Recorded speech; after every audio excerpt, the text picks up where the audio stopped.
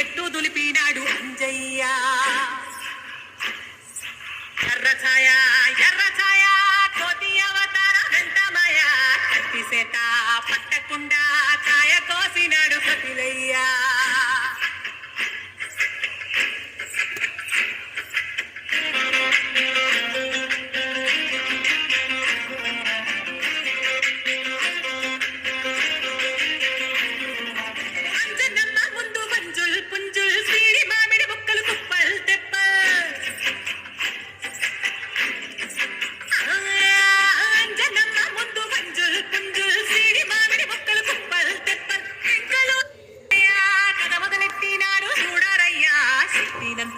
కూడగట్టి చెట్టు దులిపినాడు అంజయ్య.